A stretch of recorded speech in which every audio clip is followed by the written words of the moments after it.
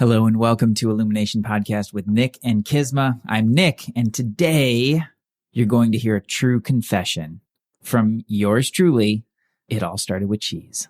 Hello and welcome to Illumination Podcast with Nick and KISMA, bringing you ancient wisdom for modern day success so that you can have the mindset to get your life and business set. As always, thank you for tuning in. And if you're new to the podcast, take a quick second to hit the subscribe button in iTunes, SoundCloud, or Stitcher.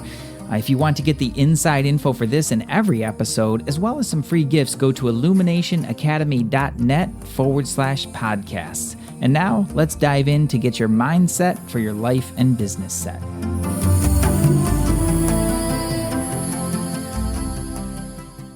Hello, KISMA. Hello there. How are you doing? I'm somewhat curious that we're talking about cheese today, but I'm rolling with it. You're rolling with it. Yeah, you have a confession to make. I think I know what it is, but just FYI, not quite sure, everyone. Yeah, well, it's it goes all the way back to our very, very first episodes of the podcast, where we talked about radical authenticity, ruthless honesty, courageous vulnerability, all these kinds of things. So this is about as vulnerable, I guess, is probably going to get for me on here. But yeah, I have a confession. You have a confession? I have a confession. I think we all have confessions, but this one sounds rather important. It was important to me personally because there were a lot of lessons in it. Right. And I don't know that I'd be sharing it if the lessons weren't so profound and not for me personally, but so incredibly important for everybody in whatever way that it shows up for them. So I think that's my main goal in sharing this whole story and all the insights around it. Well, and that's a great, we talk about that all the time. I certainly do with my students and clients. And I know you do, is that in every challenge, in every situation, there's a spiritual lesson if we are willing to see it. Right. We've really got to be present with what either we're going through, have gone through, and be receptive to the fact that even when something is, many people will say hard, I like to use the word challenging, there's a gift. Right. There is. So, yeah. There is. And those gifts can lead to many gifts, many insights. I was going to say, there's so many within that. If you're willing to take the journey into it and humble enough to really see what is there. Right. Exactly. And that, that's my hope, So the confession goes like this. KISMA, while you were away, as you know, I got sick, like really, really sick, whatever flu was floating around and all of this stuff, my body got that. And that's tough. Yeah, it started to hit me. Let's see, I was at an event and I was there all day Monday. Tuesday, I was not there. I had a bunch of clients lined up, rocking through the clients, having a really great day. I was actually having a really fun time with the booth at the event. But Tuesday night, I started to notice a little something in my throat. Man, it sucks when it begins in the throat. And I was like, oh, that's not good. But I picked up my wand and my tools and I started to work on it, right away. Like as soon as I became aware of it, physically showing up that way. But Wednesday morning I woke up and it was worse. And I'm like, I just want to insert here to make sure that everybody knows Nick is president of Energy Mastery. He is one of the most amazing energy healers out there. So remember that if you need support. And it's why it's making this story, I think, so much more relevant. It is. Yeah. I mean, when we're going to talk about that, because, by Wednesday, I was really feeling pretty bad. I'm supposed to be down at the event. I'm not feeling well at all. And, spending the time again to work through another large protocol, which moved some things, got me kind of up and got me down to the event. By the time I got down there, I was working the event with Siobhan, actually, who's my partner in Energy Mastery. And she, I just told her, like, I'm not doing well right now. And she can see beyond the physical, or in addition to the physical. I think it's a better way to put that. And she's like, yeah, you're right. Your field was pretty dirty, huh? It was congested, I guess, not dirty. Yeah. No, I think dirty is the right word for it. It was, dirty and congested. Yeah. and just purging all these like other things, and so she worked on me as well, while we were there that day, and really was a big help. But oh my God, by the time I got home that night, I was exhausted. And it was even worse. We were on the corner of one of the aisles, the big aisles, a huge event that we were doing. Traffic and conversion. Yeah. All these internet marketers. Like I said, I was really having a good time on Monday. I was really enjoying it. Monday was great. Tuesday, it was awesome. Not so great. Tuesday was fun too, because I had clients all day, so I couldn't be there, but I was doing my thing. And then I was really looking forward to coming back on Wednesday. Yeah. And I was feeling terrible, and we're there, and our booth was right on the corner, and there must have been a blower on us because everybody was cold. I was freezing. I'm wrapped up in a scarf. I've got my jacket on. I'm just so standing there. It was just so painful. And I was in and out all day, and she was helpful for me throughout. But then Tuesday I drove home, packing up the booth. I was, proud of myself in a certain way of just sticking it out and not, not tapping out. I was like, no, I'm not leaving, I'm sticking it out. So I did. And, we pack up the booth, do the whole thing. I finally get home around 6:30, I think it was. I was out. Wow. I slept for probably 36 hours. 36 hours? Yeah, no joke. Wow. No joke. I mean, I woke up a couple times through that, but. Well, did you wake up? Because FYI, I'm in New York by this time. So I'm coming back from India in New York for a few days. And I do remember calling you and you're like, you were in the car. You're like, I'm not doing so good. Yeah. So you woke up to hopefully walk the Leonard and feed the animal. Yeah. Bare minimum, the best I could do. I mean, Sabrina's like yelling at me in my ear, Sabrina's like, the cat. I'll give you some food. And I just knew that Leonard needed to be cared for, so I got him out a couple times. And it was really fortunate that, our person Jamie came over on the second day, and, she was a little frightened by what she saw on the couch, which was me. Yeah. Looking very terrible. And I didn't eat for days. I couldn't eat for days. It was probably 3-4 days that I just literally, just barely drink water. So that happened. And all throughout it, just like you said, like, well, I'm the healer, dude. Yeah. I've got access to all these amazing skills. And so in comes the fraud stuff. Definitely a fair amount of that. Shame. I was just ashamed. I was ashamed. I was like, how could you? Shame is tough. It was tough. Yeah. But it was just shaming on myself. Cause I was like, how could you let this happen? Like, what did you do? It's start blaming and shaming. Man, I'm glad I wasn't there. Yeah. No, I mean, I was going, offense, I was going heavy. through all of it, that stuff came up, and, it was really painful physically, and, then I'm just not in a good state, and those kinds of things are coming up. I mean, I guess one of the nice parts that came out of it is I did get to go back through, when I finally woke up. It was still not very functional, but, I did go through the Hobbit and the Lord of the Rings. That was really fun, actually, to kind of revisit those and, get into some wizard stuff. But yeah, so that's what happened. So it all started with cheese. Well, let me back up. We're going to get to the cheese in a second, because there's the beginning point of this is actually really, really important. Yeah. But for right now, the reality is this. We'll back up to why this occurred in the first place, but it got into my physical body. There was a vulnerability, and something manifested into my physical body. Now, when it's in the physical body, it is going to have a different process to come out. Now, I knew people, and actually worked on some of them after this, that had, something very similar to what I had. And it was going around. Yeah, it was. A lot of people were talking about it. And normally I just totally ignore those things. But in this case, it just bam, it's really a bummer. And I worked on a few of them, and from what I could tell, like, my recovery time was easily twice as fast as what they were going through. Right. So, that was a little like heartening. I was like, oh yeah, this actually does work. But it once it's in the physical body, there is a process for it to come out. Right. And it's a little bit of a longer process usually than when you can just catch it in the energy, which is what I've done for the past however many years. Right. That I haven't gotten sick. This is the first time I've been sick like that in years. Yeah. And when you get in the energy, then it's just a whole different level of challenge that is solved. Right. When it's in the physical body, it's going to work its way out. Right. And it just takes, oftentimes it just takes a little bit longer. You can totally expedite the process, but it does take a little bit longer. I had some coughing, some things in my lungs, like all kinds of stuff. Yeah, it gets tough. Yeah, it was really a bummer.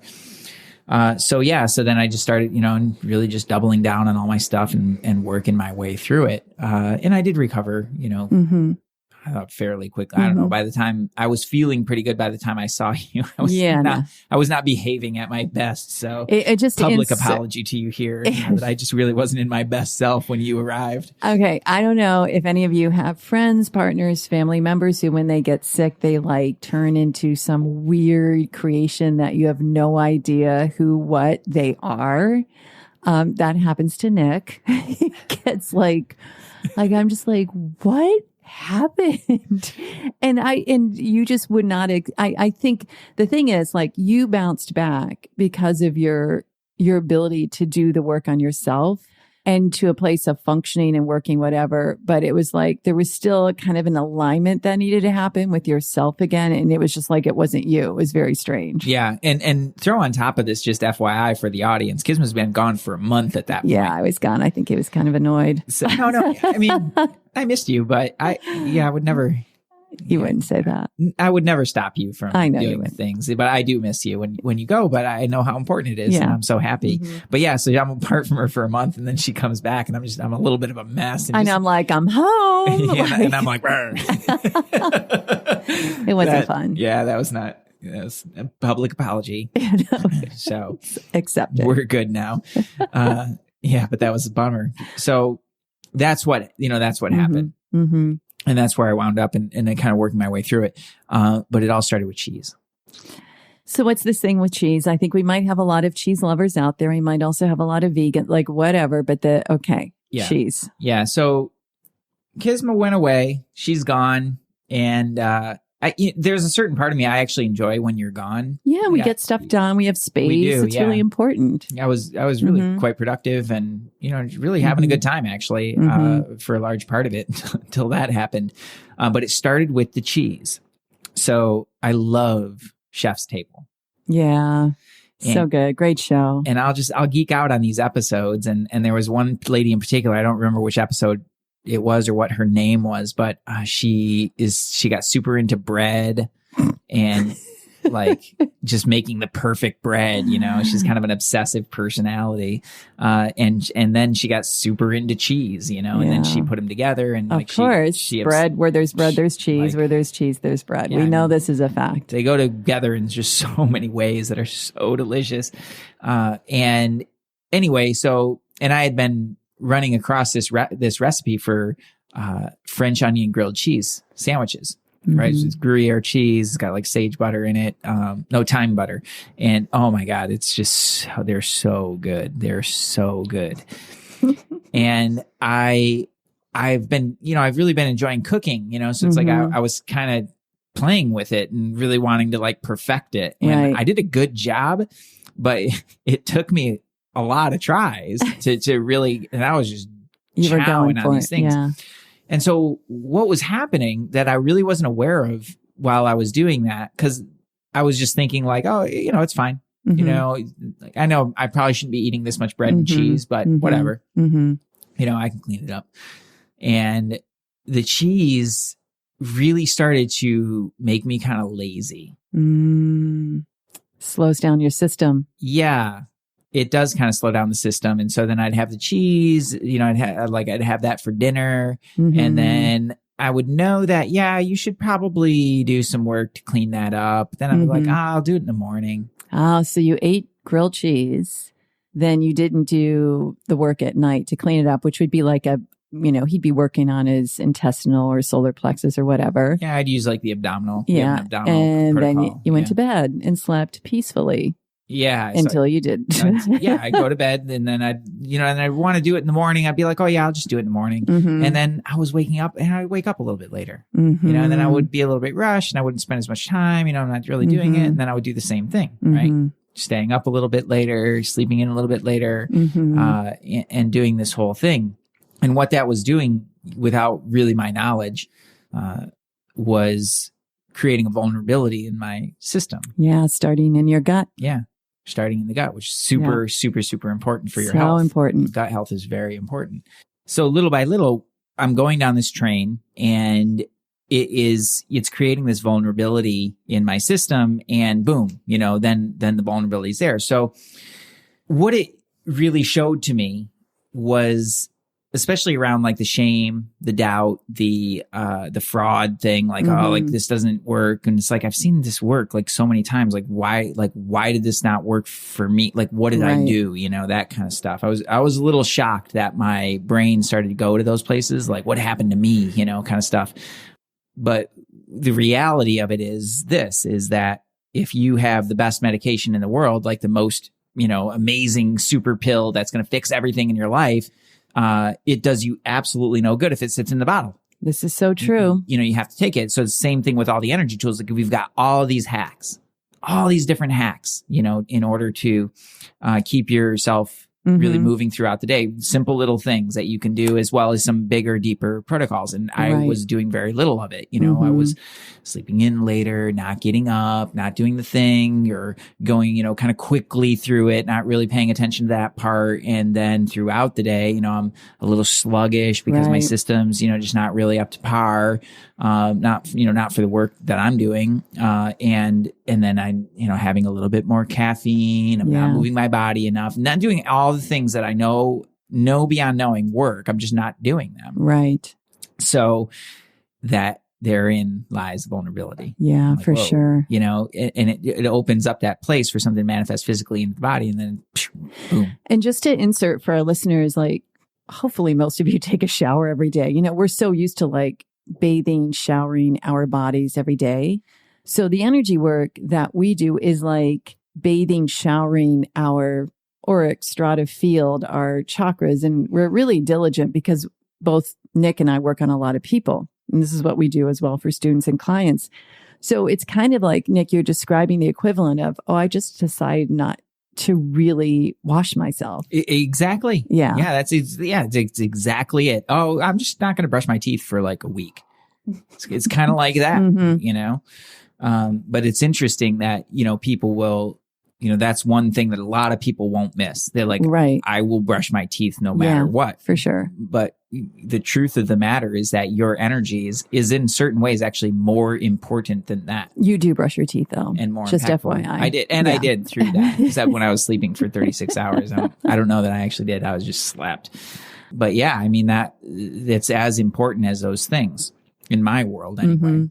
That's how it got set up. It actually started with cheese. It really did. It was just that. And it was that one little choice, that was then again, that I made the choice again and again and again. But it started with that. It starts with one. It starts with one. And it's really funny too, because I remember you texted me. It first started in India. I made this amazing grilled cheese. I can't wait to make it for you. So good. And then I'm flying back and I get to New York. It's like, or maybe it was like right before I made another, like, I think there were about 3 grilled cheese texts that came my way when I was overseas. And I'm like, this is interesting. Like, what is happening over there?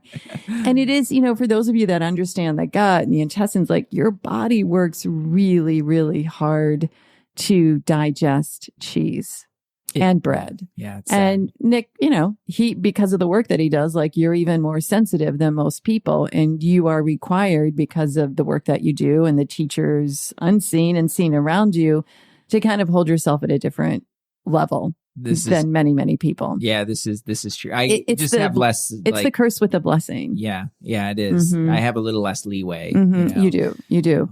And my constitution has always been a little bit sensitive to that with the headaches in the past and things like that. It just has, So I know this about myself, and I know that I have these vulnerabilities. That's why I haven't been able to drink alcohol in so long. Like I super enjoy a great glass of wine, but it's just a non-starter. Yeah, my body just won't have it. Right. So it's like I know these things about myself, but I thought like I found something, and I really did just geek out. I probably did send you all those text messages. So let's dial it back. The lesson is, let me see if I have one lesson, and then share whatever. It's so easy, everyone, in this world, like whatever our thing is, if you pray, if you meditate, if you run, if you work out, if you journal, if you do energy work like we do, if you've worked with us or not, if you have a thing, a ritual, a protocol, and little by little, you start to ignore that. And it can also apply to, if you start to ignore being kind, or you start to ignore making money or being compassionate, little by little, there's a whole ripple effect in your being from becoming complacent to one important thing. Yeah. And then your ritual becomes, but basically what happens is your ritual becomes a whole bunch of stuff that's not healthy for you. Yeah. And you get caught up in everybody else's agenda first thing off in the morning, which is no fun. Yeah. It just but it shows up in little ways. I think that's the sneaky part about it and that's why so many people have challenges really staying on a good track, is because there are a lot of little choices that need to be made every single day in order to stay on that track. Right. There just are. It's from what you eat. It's from what you consume. It's how you choose to take care of yourself. It's how you choose to interact with other people, the boundaries you set. All of those all of them are they're little choices that you make every single day. Right. And it's not, once one of them starts to go, it really can start to ripple diminish. Effect, yeah, really quickly. Sure. And then before you know it, you still have a ritual, but your ritual is just like really unhealthy. It's upside down. Yeah, it's not doing the right things for you. Yeah. So yeah, that's a great lesson. The really big one for me that set it all up is I'm like, well, how did I allow this to happen in the first place? What happened? And really, when I look at it, it's pride. Pride. It's actually it's really spiritual pride. Crossing over to the dark side, are you? Oh, I've thought a lot about pride. Well, for a long time, actually, but this in particular was really tricky. Like pride will always blindside you. It'll never be something that you're like, oh, I can see that one coming. Like everybody else probably can see it coming a mile away. Right. But you're the last one to see it. Right. And it is, if there were ever anything that I would put in the category of soul crushing, it would be pride. Yeah, spiritual pride is truly that level. For sure. If the soul could be crushed.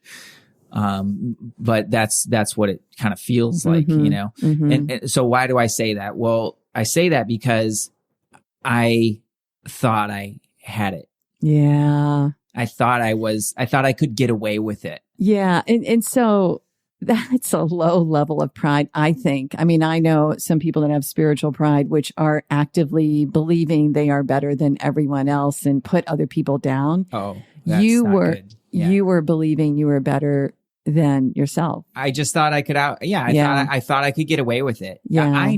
That's what I'm saying. It's like, I know that indulging like that on those things is not good. Yeah. I know that it's not healthy for me. And I just thought, I've got you it. Got it. I can handle it. I can clean that up. I can solve it. And yet I wasn't. And it was showing up in some other, little ways here and there. That starts in really little ways. And that's kind of what we mean by I don't have a lot of leeway in those things. And it really hit my body hard. Right. So it opens up that vulnerability and it diminishes. And here's the thing about pride. Like if you were to measure somebody's spiritual cord, which you can totally do, you can measure it anytime. And when somebody really gets into the pride, it doesn't just go back to its least common denominator. It actually diminishes from that. So it's a massive shrinkage, diminishment. Yeah. And it really cuts off that connection to those higher aspects of yourself. Yeah. All of the things that keep you in your happy, joyful place, doing what you're here to do, like all of that stuff. It's right there for everybody. And it's accessed through that, through that device. But when you start to get into pride, then it just chokes off. It's just like a kink in the hose. It's really interesting because on my way back from India, and even there, the thing I kept hearing for me was like, stay humble, stay humble, stay humble. Like you've got to be humble, and sometimes I just kind of hide a bit because I'm so focused on being humble. And I know that can go against what we see out there in the world of entrepreneurs, which maybe is a whole different segment on how we're supposed to put ourselves out there. Yeah. And I think it can get messy, but all right. So you had pridefulness. So about what day did you discover all this? Because I know when you're feeling crappy and you're starting to go through what did I do? And then having the whole imposter syndrome pop up here and there. it takes like getting to a place where you feel decent to really be able to observe, I think. Or did it come crashing down at your lowest, darkest moment? No, not for me. It actually occurred to me on Wednesday. I was walking around the event with Siobhan and just talking with her about it. And I saw it. Like she may have seen it in her own way, but it wasn't like something that she had to draw out of me. I was like, yeah, I think this is what I'm doing. And she's like, yeah, I think you're onto something there. And then that was probably, that was maybe one of the most painful parts of it. Is like, oh man, here I am. I'm in it. I'm not really even in the worst of it yet, although I am fairly miserable in this state. And, it's just going to have to play itself out right now. Right. So, and just really sitting in, so I sat in all that time, I sat in what I had done. Yeah. And that, then it came off in layers, it wasn't like an epiphany of like, oh, I did this and now I got the lesson. It did, I did reveal it to in layers, but I got the message really early on in it. I was like, oh, dang, man. You did this. You totally did this. And then but as the fog starts to clear, then I started to see all the little choices. Right. That's where I saw the laziness. It's the laziness with all the little things. Yeah. That really got me. And the laziness was a result of the pride. Yeah. I was like, oh, I think I got this. I totally got this. That's so good because, as we talk a lot about the universe and spirit and source, like the universe never gets lazy. The universe never gets lazy. I never thought about it that way. You're absolutely right. We have access to that same creative energy and source. So when it's kind of why I always say to my students in the prosperity code, think like the universe. Don't think like a human. Think like the universe. Be like the universe. Be that energy. So I have a question for you though, because it kind of came upon you as why this happened. Do you think you punish yourself by staying in it longer? In what way? What do you mean Well, by what that? do you think? Because you were like, oh, this is why, and the worst isn't here yet. Like, do you think you sort of hung out there to kind of punish yourself? Or do you think you really did your best to get out of it as soon as you could? That's a really great question. As I was working through it, the self-punishment definitely came up. And, I was definitely working to solve it, but yeah, that came in through it of like, oh yeah, now I'm just beating myself in it, know, and that, so very interesting. This is why it's the gift that keeps on giving if you're willing to go in. Cause some of the things that revealed for me in and through that I saw in myself and I've definitely seen these patterns in, some of my clients as well, where like, why would you do that? Right. You do that so that you ensure that you don't go down that path again. Right. It's like there can't be a happy, joyful way to just not do that anymore. You have to kind of beat yourself up. So it's like, don't do that again. It's self-punishment. You get a strong message. Yeah. Yeah. And it's not healthy. Like it's a very willful way of going about it. Yeah. And, that's actually something I've really, seen and kind of been allowing to shift within myself is out of that, like I can get pretty willful about things. And it's just the hard way to do things. It's not all bad. There are people who are just wildly successful doing that. Like one of the people I think about like that is Jocko and his podcast. And I've watched the whole thing and the whole movement go.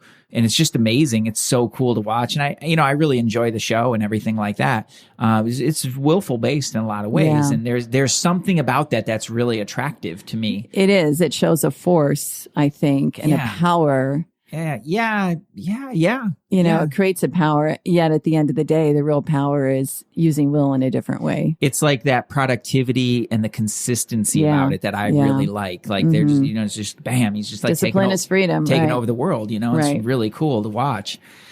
What I've discovered though for myself, another one of the little treasures around is that it really like that for me in my world, that's energy.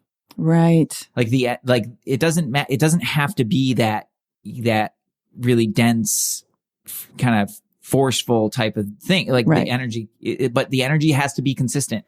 It does. The energy has to be consistent, clean, sparkly. Right. And so but it's got a different feel to it, so it lets me kind of play in a different way. And, it's like some of the things that have been, kind of coming out just in me and how I'm, just how I'm being, and the choices that I'm making, are more aligned with like fun and optimism and light. And right. So before we go though, I want to ask two things. Number one, how has this changed you working on your clients?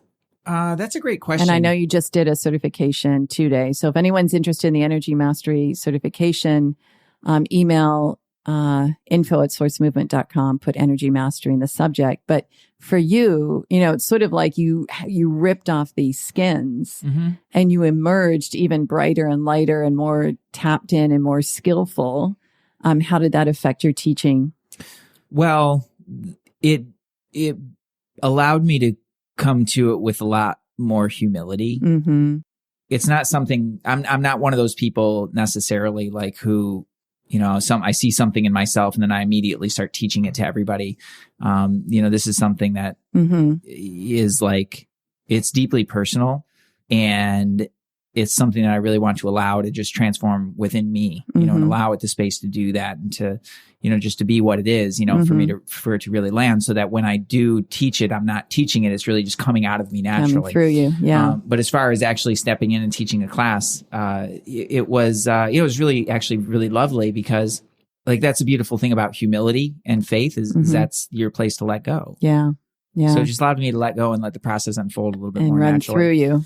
And and I'll tell you, another thing that I don't do is I don't say like overshare with my clients. Like when somebody's working with me, I really do take a great level of care and responsibility for that. And so I'm definitely not going to come to it and you this pride, like you need to work on pride. My sensor to it is very heightened. Like I can see it in a lot of different ways now, in myself, which I'm super keenly, really not trying, but I'm really tuning into, because I know how important it is, but I also can see those patterns in others. Right. And it's not something that I'm going to say like, oh, like we go right to that. It's like, no, I'm going to keep you on your track, and that's something that we're going to let kind of unfold, and I can guide it from, guide it and work with it from a higher level to help, help set it in the right place, and really ultimately help those folks to not do what I did, and to not set themselves up for that kind of thing. Cause it's just a sucky smackdown. Yeah. Man. It's just not fun. Right. And, not really productive.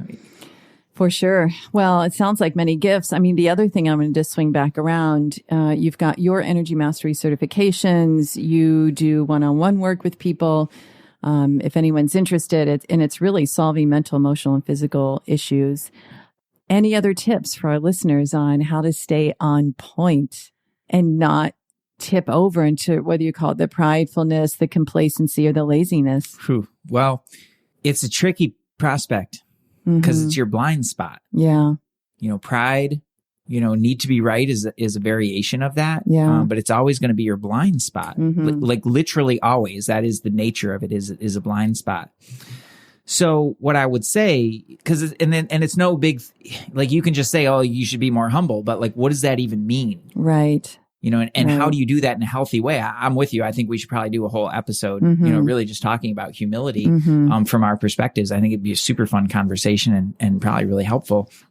And so just saying, just be more humble. That's not right. That's not it either. That's not the answer. So what I would say is, it comes from a really receptive state. Right.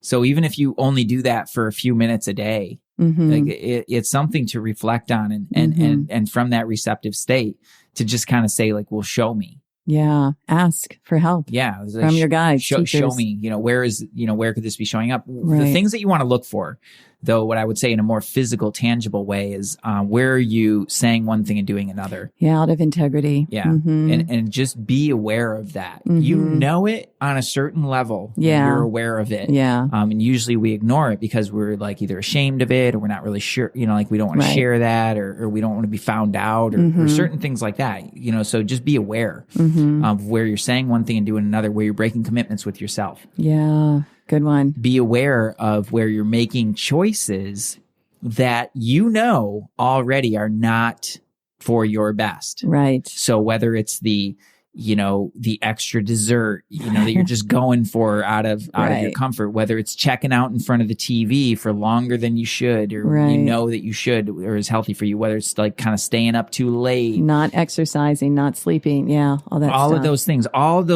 that may have fallen off the track along the way, start looking at those things and start cleaning those up. And you will have a much, much better opportunity of heading it off at the pass. Right.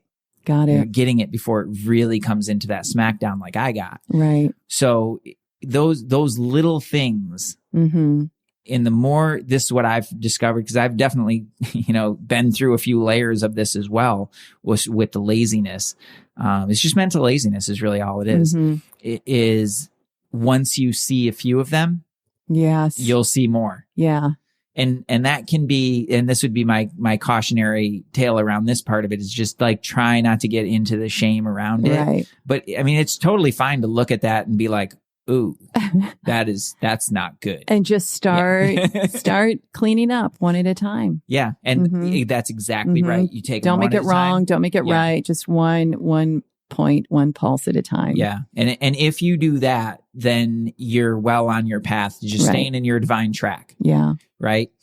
That really brings in the part of actually like, well, what is that divine track, and are you really on it? And are you doing the right things along that? Exactly. There's some questions around that, and that's really where coaching and mentorship becomes invaluable. It totally does. Yeah. I know it has been in my life, but yeah. Well, it all started with cheese, everyone. So, hey, if you've had an instance where it all started with cheese or chocolate cake or I don't know what, send us an email or post on Facebook. Take a little screenshot or selfie of you listening to this episode. We'd love to hear from you. And share this episode. We're found on iTunes and Spotify and all those podcast places, and would love to have you share our podcast if it speaks to you. And most importantly, sending so much love your way. Namaste. Peace.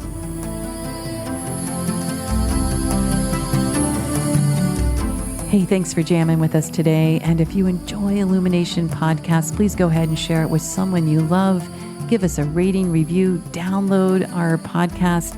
And remember, you can find us at illuminationacademy.net/podcasts. Talk to you soon. Namaste.